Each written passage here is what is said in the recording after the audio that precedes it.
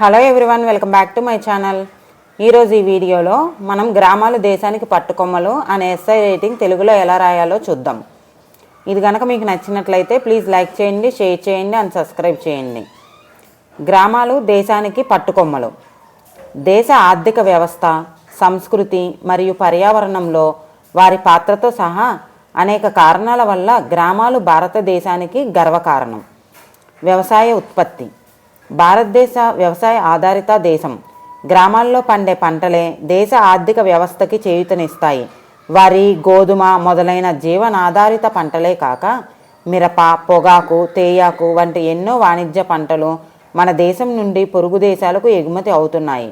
వ్యవసాయ ఉత్పత్తికి గ్రామాలే ప్రధాన వనరు. పర్యావరణ సమతౌల్యత.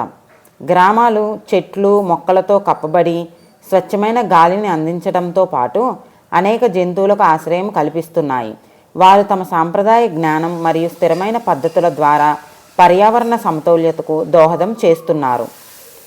సామాజిక బంధాలు. గ్రామాలు బలమైన సామాజిక బంధాలను మరియు పరస్పర మద్దతును పెంపొందించే సన్నిహిత సమాజ స్ఫూర్తిని కలిగి ఉంటాయి. Heritage tourism. గ్రామీణ జీవితాన్ని, సాంప్రదాయ హస్తకళలను ఆస్వాదించడానికి ఆసక్తి ఉన్న పర్యాటకులను గ్రామాలు ఆకర్షిస్తాయి.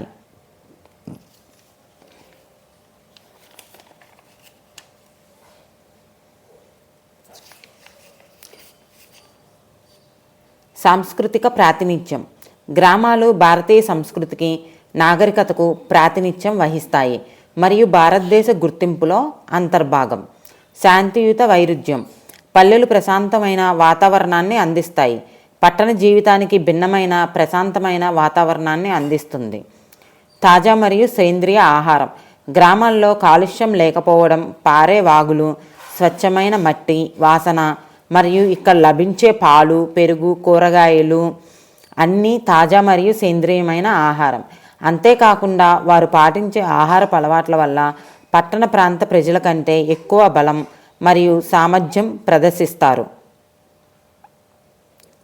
స్నేహపూర్వక వ్యక్తులు. గ్రామాల్లో ప్రజలు తరచుగా స్నేహపూర్వకంగా ఉంటారు. వారు సంతోషకరమైన సంపన్న జీవితాన్ని గడుపుతారు. గుర్తింపు.